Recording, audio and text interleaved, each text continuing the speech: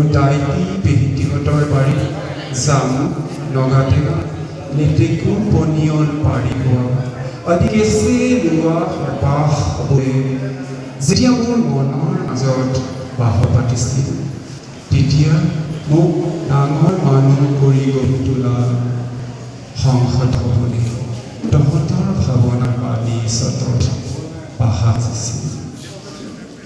ল'ৰালিৰ বাচ্ছাৰা তেতিয়া খেলা ধূলাৰ সলনি কিতাপ থলীৰ মাজত পাৰ কৰিব লগা হ'ল।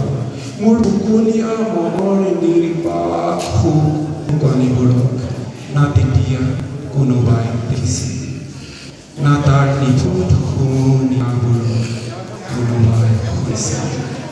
এনেকৈয়ে প্ৰতিনিধে তহঁতৰ সপোন দুখিলা দৃষ্টি জোৰে হাতে শিশুকালটো শিলীভূত হৈ পৰিছিল।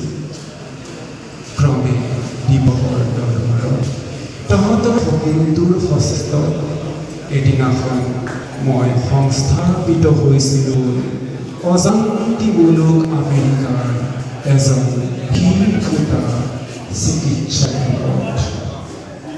এতিয়া স্বদেশ আৰু পৰদেশ নামৰ দুখন ভিন্ন মূলৰ পাৰাপাৰত দুয়োৰে পিৰি আজি গঠিত বাৰ্ধক্যৰ বাকৰিত যক্ষ্মাৰোগৰ কাজনী আৰু এতিয়াতৈ উমৈ যোৱা প্ৰজাতিৰ জীৱন বহি আছে তেওঁৰ একমাত্ৰ পুনৰ ঘৰলৈ উলটি অহা